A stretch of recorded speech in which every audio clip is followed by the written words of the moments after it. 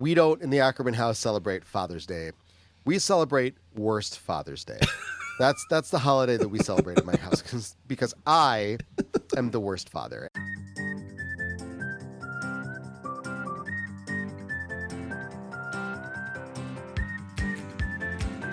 Hello and welcome to the Carpool Guys Podcast, where three dads just trying their best talk about life, work, family, and all the detours in between. We've made mistakes, lots of mistakes, but we've also learned a few things along the way. We don't have it all figured out, but that's never stopped us from sharing our 2 cents anyway.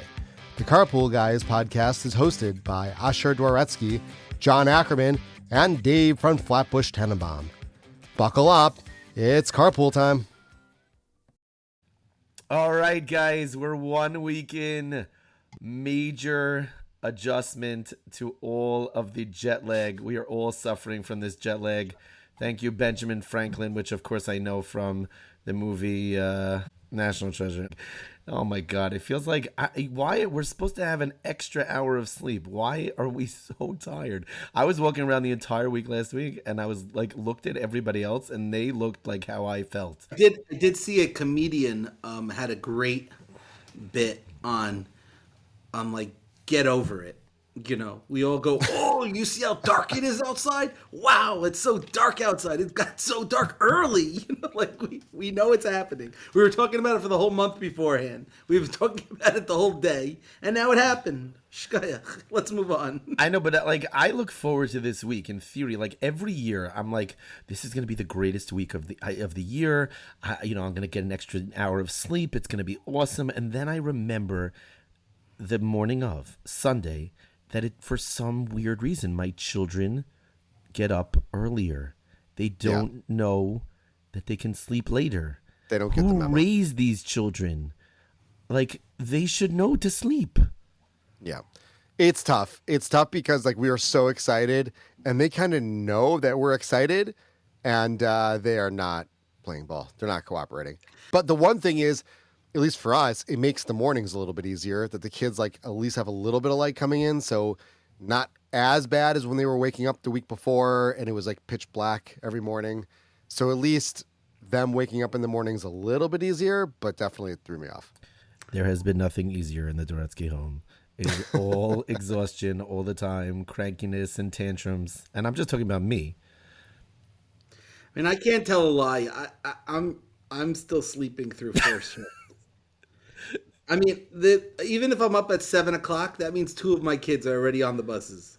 Oh, that's amazing. My wife does that also. Shout out to my wife. She also takes care of first shift. Yeah, I take care of all of the and shifts. My wife to first shift, second shift, third shift, fourth shift, my shift.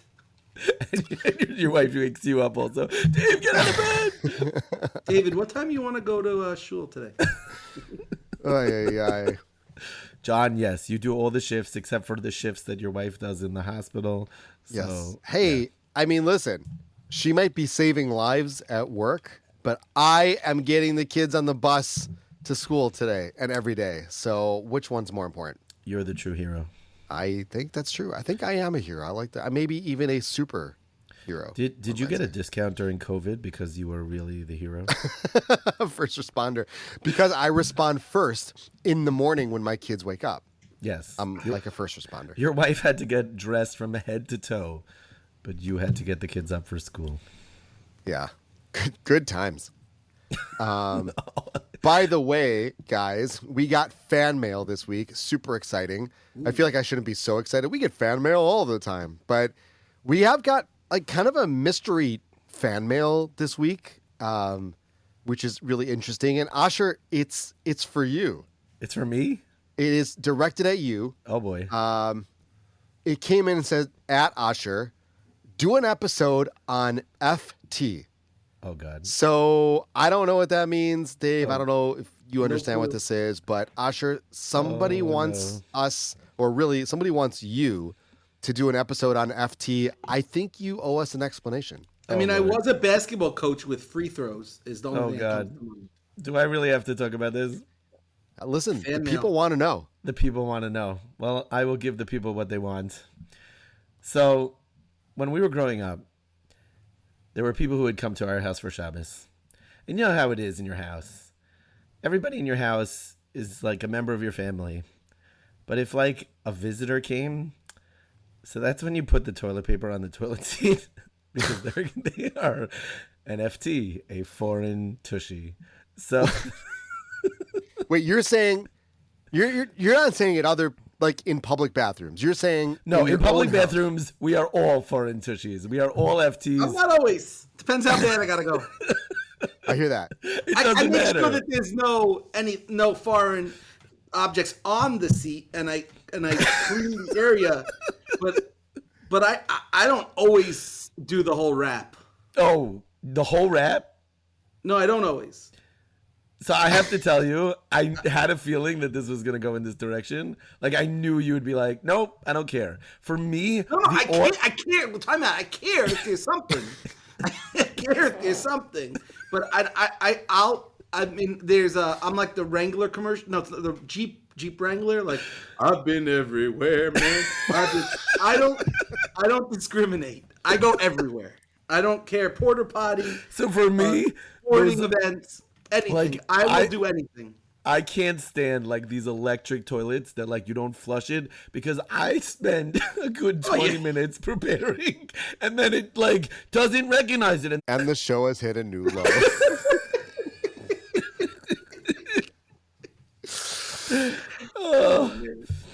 Listen, that's the truth. I actually no joke. When I was in YU, I remember I was in like English literature. I think it was like a writing class, and I don't know. Me and the teacher, we just didn't get along, and I just had to find a way to like get through that class. And I literally wrote a paper about the toilet seat cover, like the origin of the toilet seat cover, how it makes its way from the tree to the Shiva University bathroom. God. Yeah, that's me. That's me. And I you're have a question on this topic. Back to this topic. Wait, to answer John's question first, I got a B. I was very proud of it. Pretty good. We're all proud. We're all proud of you for this. Thank you. Now, I have a question. If you go to my house or to John's house, you're rolling the toilet seat? This is a good question. This is an excellent question. You know what? I'm a little bit uncomfortable right now. That's not fair. You're putting me on the hot seat. That was for that was for Jeremy Markowitz right there. Yeah. I mean, it's hard because if it's on Shabbos, you know, shout out to those families that have the pre-ripped toilet paper because that helps me. Speaking of pre-ripped toilet papers, the Ackerman's paper pre-rips are way too big. Did you like measure it? You guys use like three squares. It could be, but in our defense, and I'll take this every time, my kids do it. It's one of their like things that they're supposed to do Erev Shabbos. So I'm okay with them making it a little bit too big if I don't have to do it myself.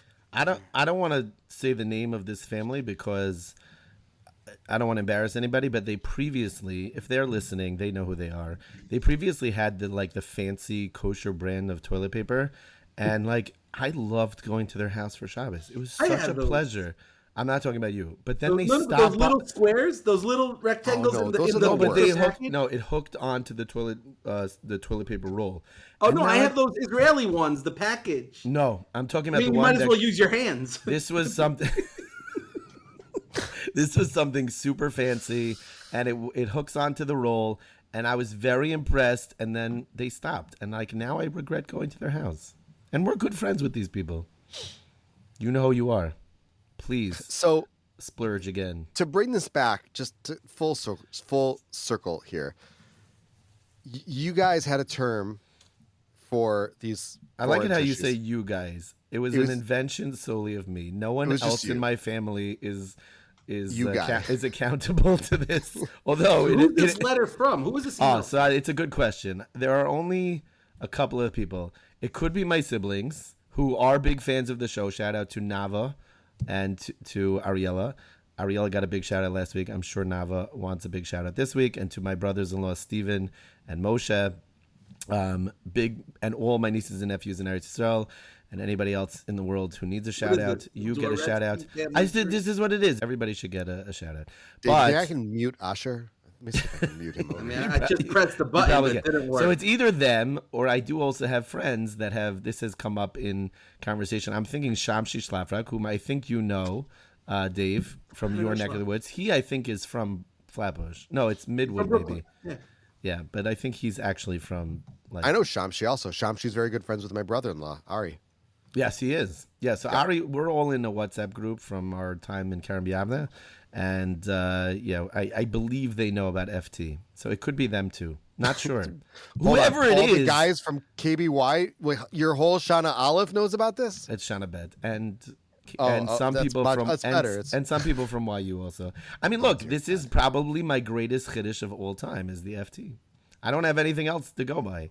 I'll probably put this on my tombstone. Well, we appreciate the fan mail. And, hey, you can email us at carpoolguyspod@gmail.com, or we received this fan mail through the podcast. So if you're listening on Apple or Spotify, which hopefully you are, you can click send us a text, and it will send us a text, although it calls it fan mail. Can we And just we're make a excited. disclaimer that it's whoever sent the email's fault for us talking about this, and it was not us? That's a hard disclaimer. Might have been stand us by. talking about it. It's fair. I could have said, I am a Rebbe in Yeshiva. I shouldn't be talking about this. But I missed that that's a chance. fair- Missed that chance. Fair point. I do want to say a quick thank you to all of our listeners. We've been getting tremendous feedback on Instagram and through our fan mail and WhatsApp messages. So keep it coming. And if you have ideas or questions or thoughts you want to share with us or that you'd like us to talk about on the show, let us know. And we would be happy to do that. So thank you, everybody. All right. John, what's the topic of the week? Okay, topic of the week this week is actually something that, Asher, it was an idea you had suggested a little while ago, but it really hit close to home last week. So the topic is our greatest teachers are our children, lessons learned from our children. And at first I kind of saw, as we were going through a list of topics we wanted to talk about, this is definitely something I thought about it, it resonated, but I didn't have something that came to mind immediately until last week. So we have by we, I mean, I have like a joke, I guess, something I say in the house, which is that we don't in the Ackerman house celebrate Father's Day. We celebrate Worst Father's Day. That's the holiday that we celebrate in my house because I am the worst father. And it is pointed out to me all the time. Abba, you're the worst. It's pretty rough. And that's just how it goes. And many times when there is a fight or there's a problem, or if I ask my kids to do something like incredibly unreasonable, for example, showering, How dare you? they will cry and they will scream and they will throw temper tantrums. I don't mean my older girls, but the younger ones. And so that happened last week. My 7-year-old daughter, Talia, was throwing a crazy tantrum because I was being completely unreasonable, and I had asked her politely to take a shower before she went to bed. And she was screaming. I'm sure you guys have been through this, right? I don't want to take a shower. You can't make me take a shower. And then, by the way, like 10 seconds into the shower, they're singing. Yeah. And then when it's time to get out of the shower, They don't want to come out. They don't want to come out. It's crazy. The classic. Don't understand So before we got to all that, I asked Talia to do it. She threw a crazy tantrum, yelling and screaming. Don't want to take a shower, the whole bit. And she screamed, "Why are you making me do this?" As if I was doing something horrible. And I said, "Yeah, I know. I am a terrible father." And then she really blew my mind. And she redirected her yelling and screaming and crying. And she started screaming at me, "You're not the worst father. You're a great father. Don't talk bad about yourself. Don't say bad things about yourself. You're a great father. You should never say bad things about yourself." And that was really kind of a really powerful moment for me because, I mean, the comedy of the situation of her screaming at me, crying to, have more self-confidence was pretty funny. But the idea of her saying that you shouldn't say bad things about yourself, and you shouldn't, even though I was obviously saying it tongue-in-cheek. But what a powerful thing to hear from a 7-year-old, obviously, who was a little bit not in full control of her emotions in the moment. But what a thing to hear is that you should not talk bad about yourself and feel good about yourself. And hey, I was not a terrible father, for that one moment. I obviously went back to being a terrible father For afterwards. one shining moment. Right?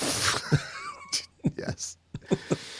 So that was eye opening for me. So in terms of things that I've learned from my kids, that really resonated. That you really shouldn't say bad things about yourself, even when you're joking. Oh, I took a totally different message out of that. That like you have to be paradoxical and play, reverse psychology on your children when they're screaming and yelling at you. Like, well, that you know too. what? I'm horrible. I'm the worst. And then she just, she saw your qualities, your good qualities. It's like double reverse Uno.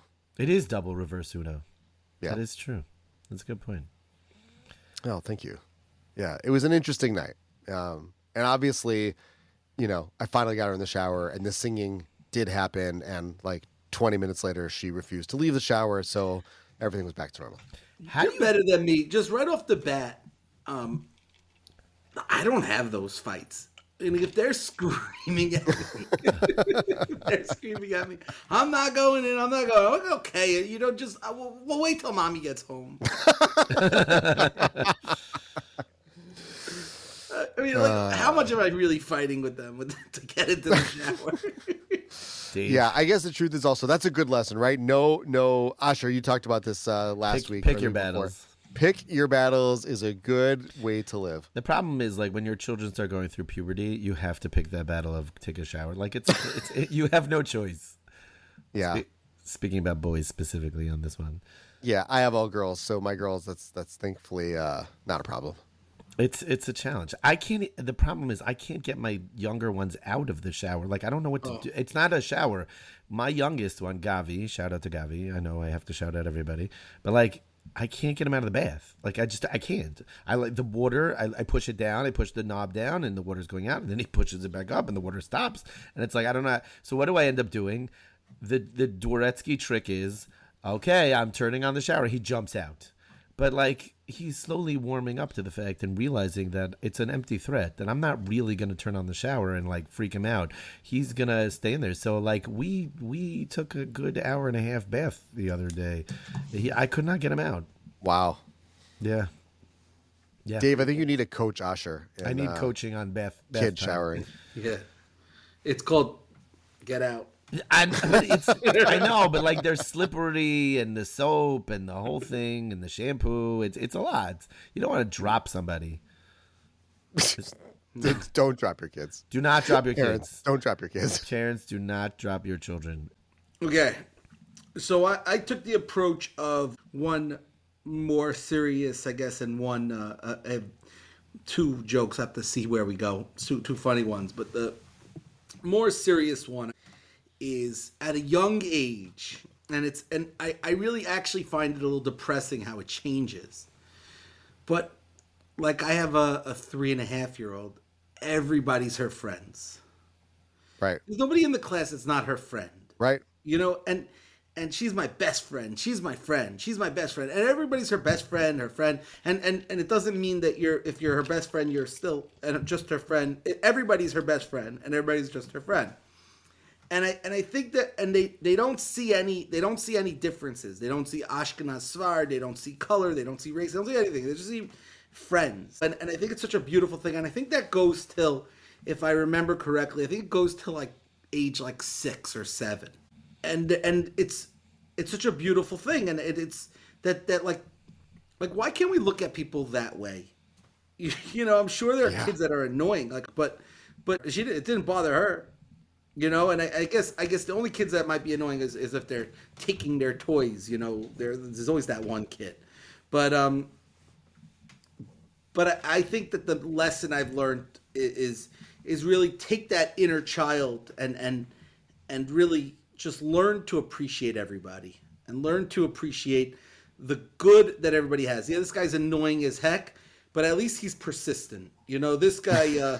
This guy smells. At least he saves water. Maybe he's from California. Just find something in everybody. Right.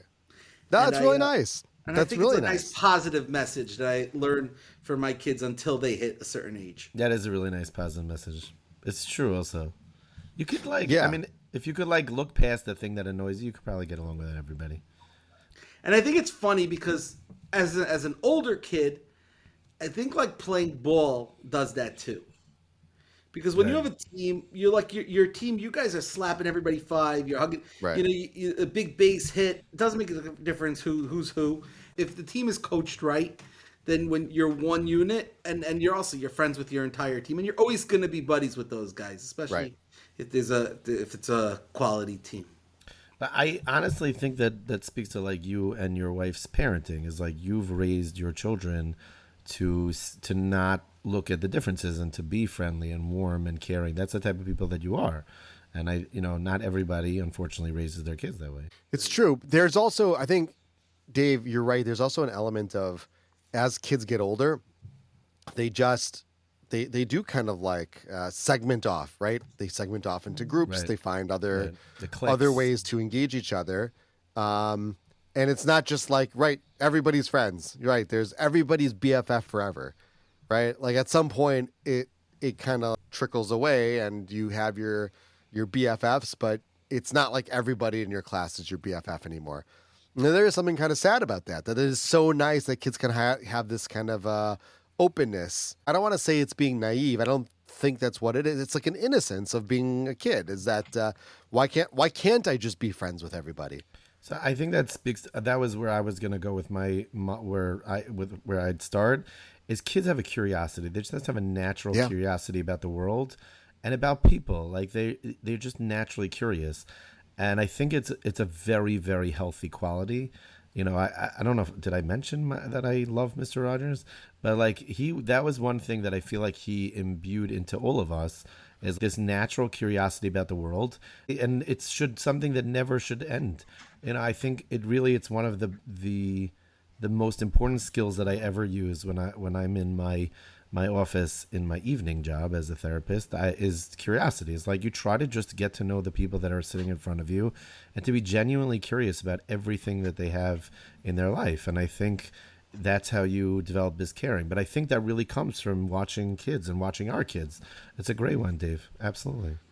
Thank you. Right. And I also will say that when you're familiar with somebody, you naturally have a little bit more of a liking. If you see somebody randomly in a place and you knew them from camp, you're gonna spend more time with them. You're gonna like them even if you weren't so close with them over the summer. Right. And I think that there's an element of you kind of like want to look for the positive, look for the common ground, Right. more Yeah. at that point. And I think the kids are always looking for that. I think it's just I don't know. I find it a little depressing when you see the older, like they were like best friends when they were little, and then they're like, Right. no. Oh, for sure. And it's Asher, to your point about being curious, and also to Dave, what you're saying about why can't they just find ways to get along? And Asher, I'm a big fan of Ted Lasso, and one of my favorite scenes in the show, and I think my favorite line in the show, is when he says, "Be curious, not judgmental."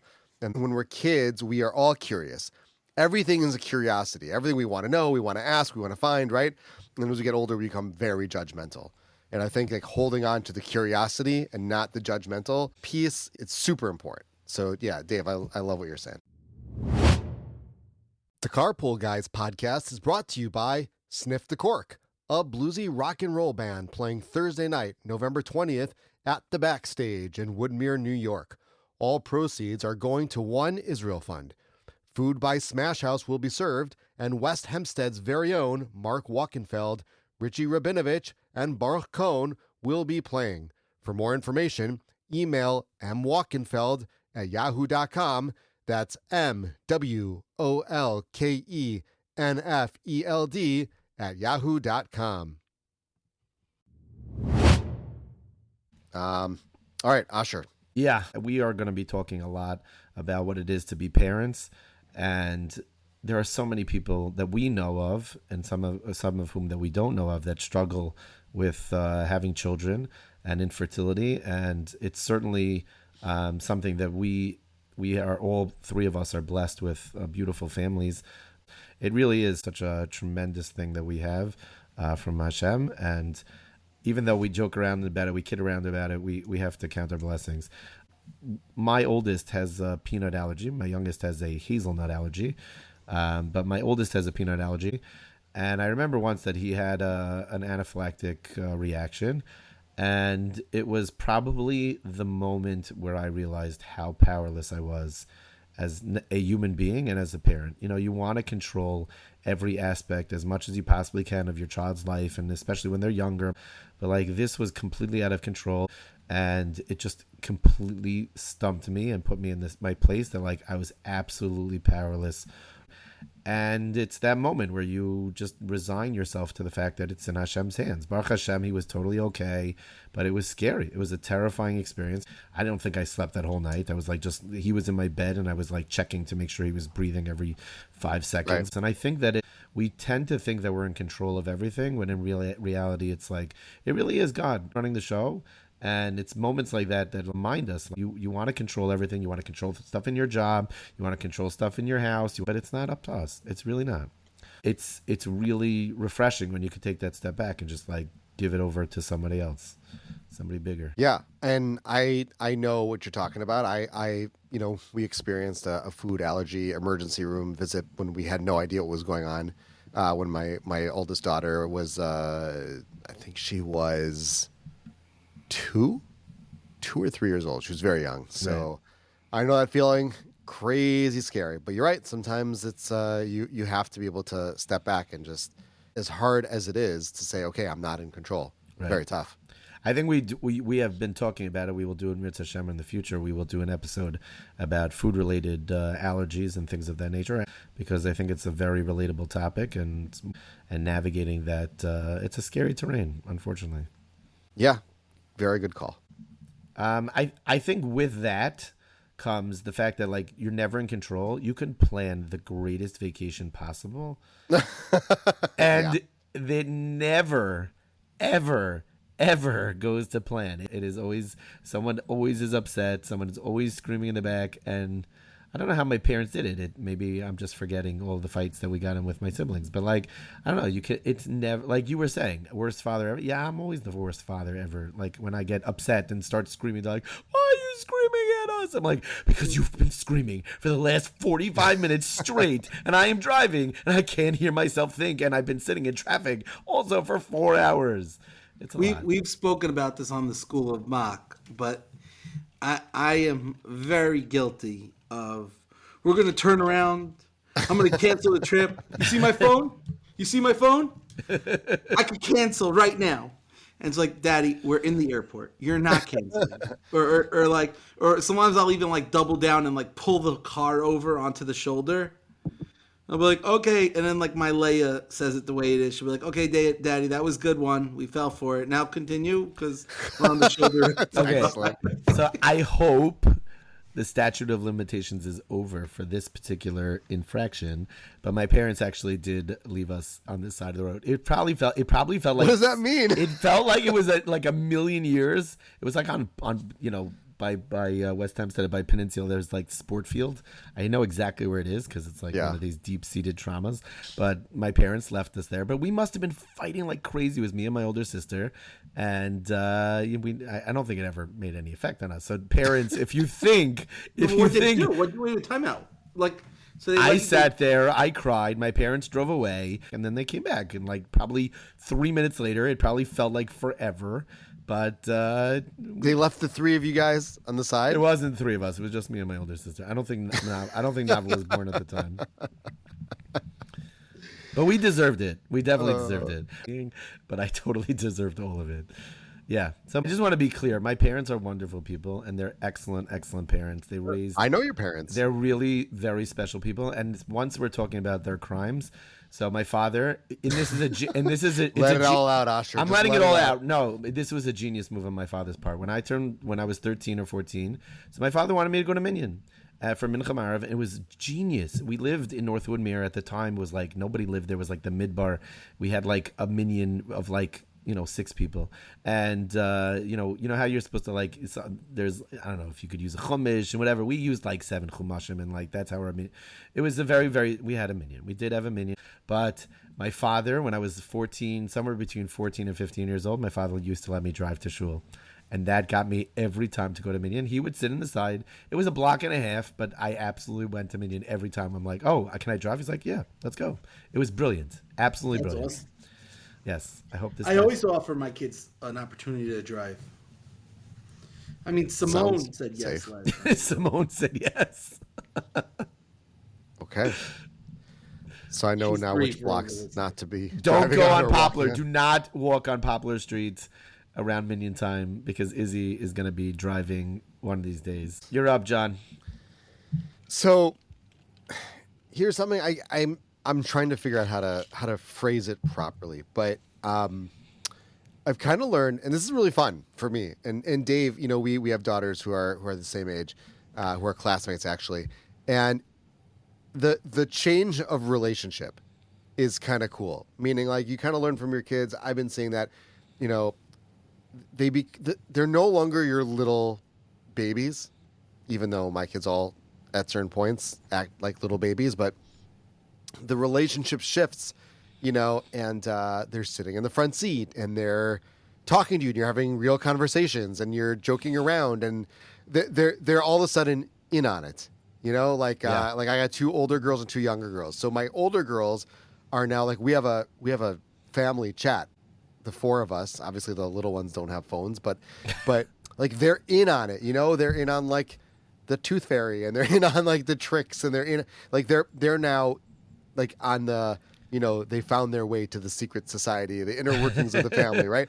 And it's kind of cool that we still have the little ones that are cute and funny and tantrumy and everything, and now the big girls are, you know, we can have real conversations and we talk about real things, and they've become it's a different kind of a relationship, and I think that's a great lesson just in terms of life. Relationships change and they evolve. Yes. You know, you see it sort of on the micro in your house with your family, your kids, you see it quick. But the truth is, you know, Dave, you talked about how, why can't they just all stay friends, right?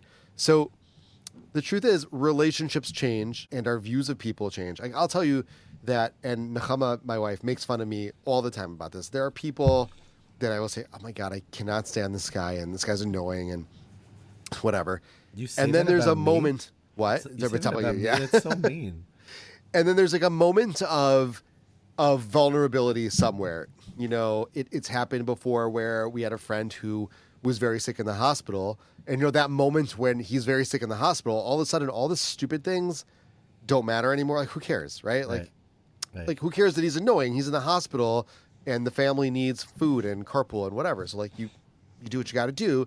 And those sometimes break down barriers. So I think it's nice to see it in a positive way, to see from your kids that relationships change, but for the better. They evolve and you can grow from it. Oh, yeah. I mean, I say this with really my 3 older ones, and Simone is much younger, so it's a little different. But they're like my wingmen, you know. When I need, I when witnessed can't that. go- I witnessed that at our. We had you over for Shabbos meal a few weeks ago. Oh my God, they're the funniest thing together with you guys. They take your side, and then sometimes they throw you into the bus. Well, that's Leia. It's I think so you got funny. a Leia 101. Oh, you know? it was hysterical. But like sometimes if there's something that I'm too old to go to, like I'll grab one of them and say, "We're going here. You're coming."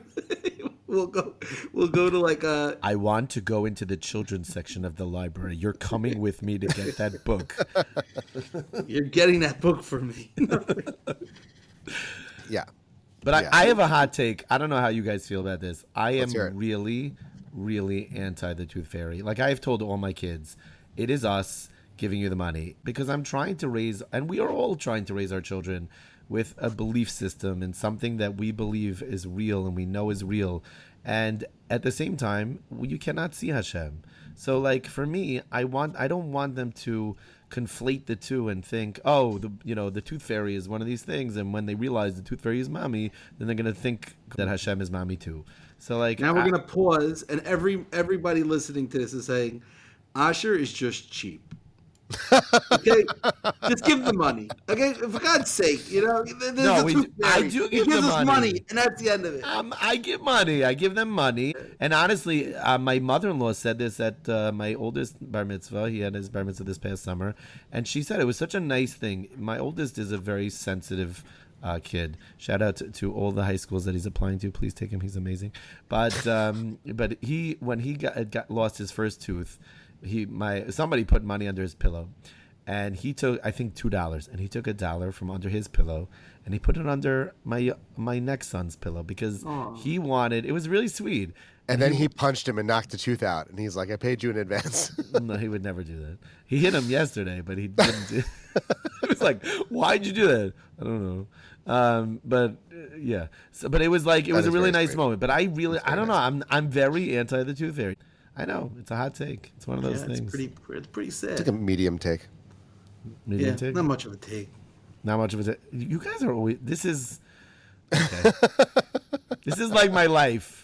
Is this why? No, because you're just coming off being cheap. I mean, let's be real. Okay, nobody really believes in the tooth fairy. You want the $2? Just give the kid the $2. Oh my gosh, the Doretsky kids are gonna rake it in soon. You have to put on wings.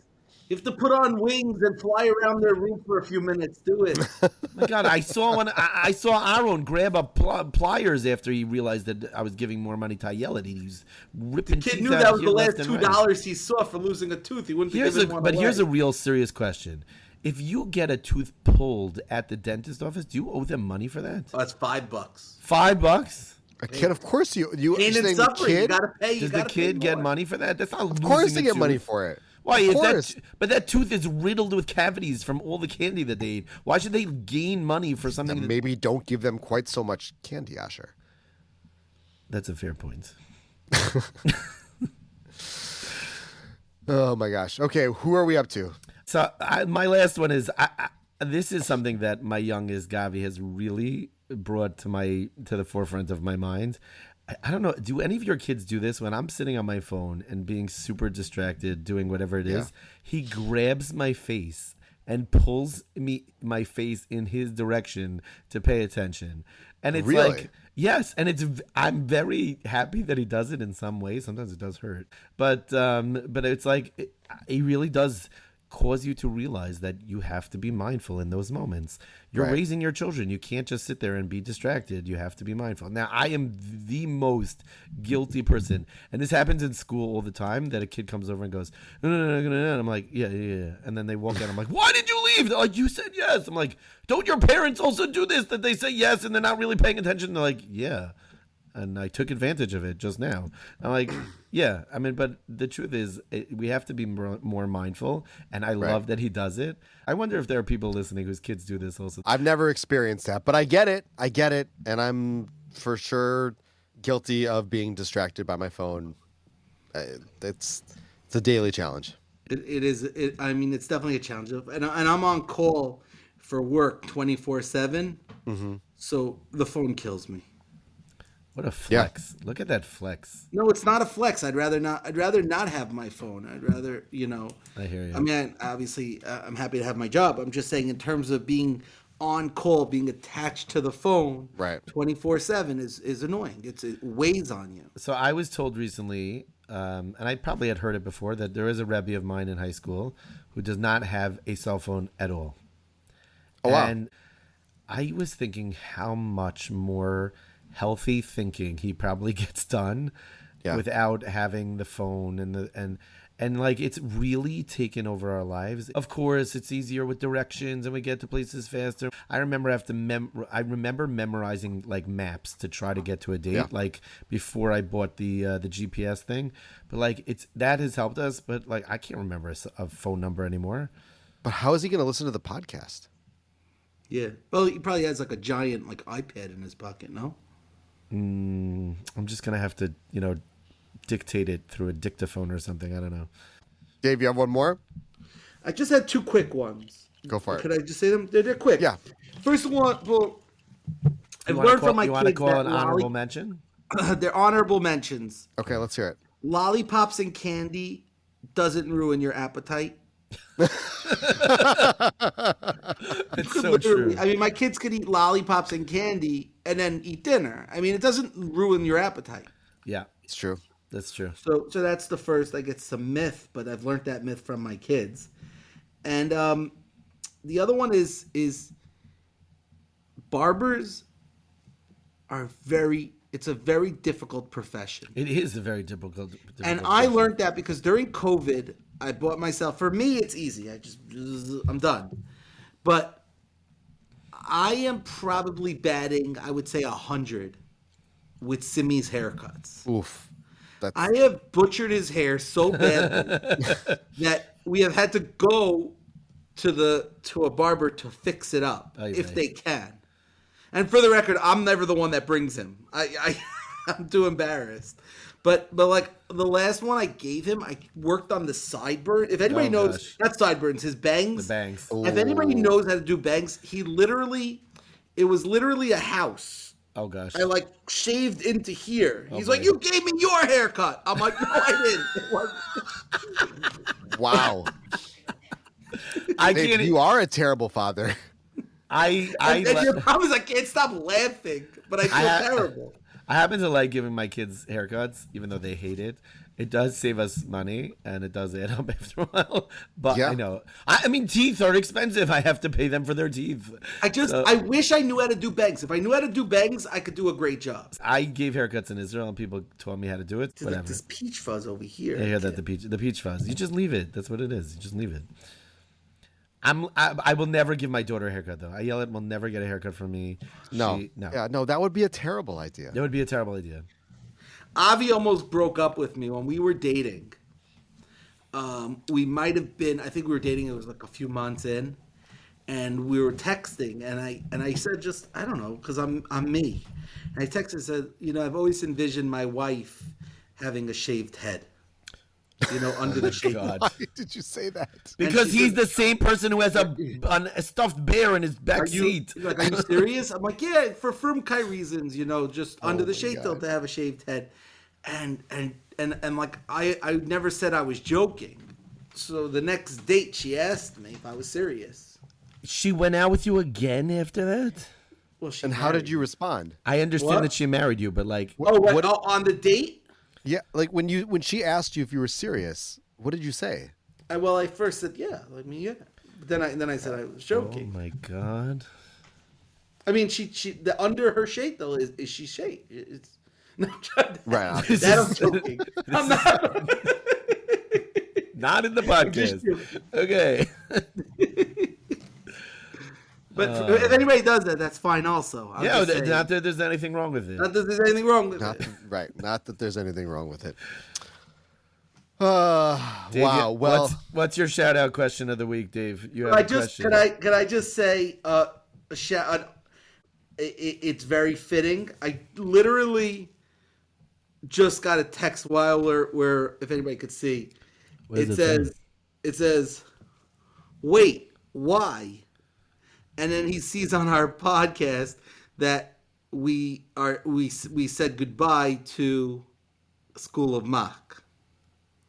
Oh. So Jason Sobin, he's a very loyal listener to School of Mach, and he already said that he's going to start listening to the Carpool Guys. Awesome. He is Thanks, excited, Jason.